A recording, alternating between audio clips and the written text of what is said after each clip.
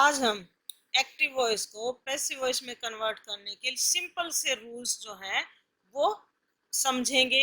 और इसको एक बार समझने के बाद दोबारा आपको कभी भी समझने की जरूरत नहीं पड़ेगी, ये परमानेंट टाइप हो जाएंगे आपके। जैसे एक्टिव वॉइस को हम पैसिव वॉइस में कन्वर्ट करने के लिए सिर्फ 5 स्टेप को याद रखेंगे। 5 स्टेप के द्वारा हम एक्टिव वॉइस को पैसिव वॉइस में कन्वर्ट कर सकते हैं। जैसे हम एक वाक्य ले लेते हैं, द मूवी बोर्स जैक। मान लो ये हमारा वाक्य है, तो इसको हम पहला स्टेप जो है, पहले स्टेप के द्वारा हम क्या करेंगे, ऑब्जेक्ट को सब्जेक्ट की जगह ले आएंगे। अब ये एक्टिव वॉइस था हमारा, पैसिव वॉइस बनाने के लिए ऑब्जेक्ट जो ये जैक है, जैक को हम कहाँ ले आएंगे, सब्जेक्ट की जगह। ये वाक्य बन जाएगा हमारा जैक। आगे खाली छोड़ दो, क्योंकि हमें समझने के लिए अगर यही बना देंगे तो समझ में आएगा। अब हम दूसरा स्टेप लेते हैं। दूसरे स्टेप में हेल्पिंग वर्ब जरूरी है।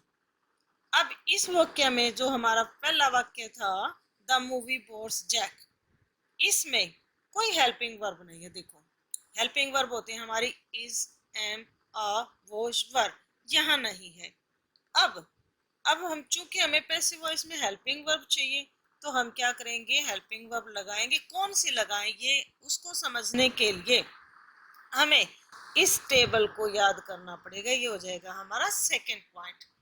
फर्स्ट पॉइंट था ऑब्जेक्ट को सब्जेक्ट की जगह ले आओ। सेकंड पॉइंट हो जाएगा हमारा यूज ऑफ हेल्पिंग वर्ब। अब कौन सी हेल्पिंग वर्ब लगाएं, ये देखने के लिए ये मैंने टेबल बना रखी है। इस टेबल को ध्यान से समझते हैं और साथ के साथ नोट डाउन करो।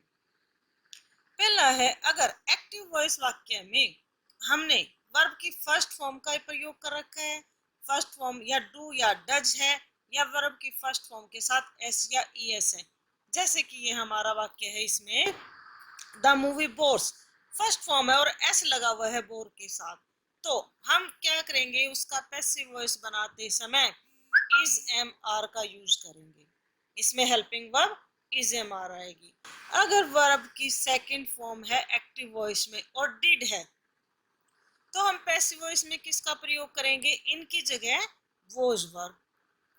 अगर विल या शेल है, तो हम पैसिव वॉइस में किसका प्रयोग करेंगे, विल बी या शेल। अगर एक्टिव वॉइस में वर्ब की सेकंड फॉर्म है, डिड है, तो पैसिव वॉइस में हम किसका प्रयोग करेंगे, हेल्पिंग वर्ब वॉज वर्ब का। अगर एक्टिव वॉइस में विल या शेल है, तो पैसिव वॉइस में हम किसका प्रयोग करेंगे, विल बी या शेल बी का। अगर एक्टिव वॉइस में इज एम आर और इज एम आर के साथ वर्ब की फर्स्ट फॉर्म के साथ आईएनजी है, यानी कि जैसे कि is playing, am playing, are playing, ऐसे है, तो पैसिव वॉइस बनाते समय हम क्या करेंगे, इज एम आर तो वैसे ही रहेगा, प्लस बीइंग लग जाएगा। अगर एक्टिव वॉइस पैसिव वॉइस में वॉज वर है और वर्ब की फर्स्ट फॉर्म है, तो पैसिव वॉइस में क्या कर देंगे, हम वॉज वर प्लस बीइंग कर देंगे। अगर एक्टिव वॉइस में हैज हैव है, तो पैसिव वॉइस में हम क्या करेंगे, हैज बीन या हैड बीन करेंगे। अगर एक्टिव वॉइस में हैड है, तो हम हेल्पिंग वर्ब पैसिव वॉइस में क्या यूज करेंगे, हैड बीन। अगर एक्टिव वॉइस में विल या शेल है, तो पैसिव वॉइस में हम कौन से हेल्पिंग वर्ब का प्रयोग करेंगे, विल हैव बीन या शेल हैव बीन। अगर एक्टिव वॉइस में मॉडल्स हैं, जैसे कैन, कुड, मस्ट, वुड, तो हम पैसिव वॉइस में किसका प्रयोग करेंगे, कैन बी या कुड बी। अब देखो, इस टेबल को देख के एक बात आप लोगों को समझ में आ गई होगी कि एक्टिव वॉइस से पैसिव वॉइस बनाते समय हम किसी भी हेल्पिंग वर्ब को चेंज नहीं कर रहे हैं। जैसे विल का वुड नहीं कर रहे हैं, हम क्या कर रहे हैं, सिर्फ एक एडिशनल उसमें वर्ब की फॉर्म लगा देते हैं। अगर विल है तो बी आ गया, वॉज वर है तो बीइंग आ गया, विल हैव है तो विल हैव बीन या शैल हैव बीन आ गया, यानी कि एक एडिशनल वर्ड लग रहा है। हम हेल्पिंग वर्ब को चेंज नहीं कर रहे हैं। ये सिर्फ दो वाक्य ऐसे हैं, दो वर्ब की फॉर्म ऐसी हैं जहां हमने हेल्पिंग वर्ब लगाई है, यानी कि डू या डज की जगह हमने इज एम आर लगाया है और डिड की जगह हमने वॉज वर लगाया है। अदरवाइज ये जो हमारे फॉर्मूले हैं, जिसमें दूसरी ये जो हेल्पिंग वर्ब है, इनको हमने चेंज नहीं किया है, इनकी जगह हमने क्या लगा दिया है, कोई एडिशनल, जैसे विल के साथ बी लगा दिया है, वॉज वर के साथ बीइंग लगा दिया है, हैड के साथ बीन लगा दिया है, और कैन के साथ हमने बी लगा दिया है, कुड के साथ बी लगा दिया है, जो कुड भी हो गया है। तो अब हम इन रूल्स को जो है सेंटेंस पर लगाते हैं। हमारा वाक्य क्या था, हमारा सेंटेंस क्या था, द मूवी बोर्स जैक। अब देखो बोर्स क्या है, वर्ब की फर्स्ट फॉर्म है, बोर्स वर्ब की फर्स्ट फॉर्म है। अब टेबल पे आ जाओ, हमने वर्ब की फर्स्ट फॉर्म को पैसिव वॉइस में बनाते, इसमें क्या लगाना है, इज एम आर।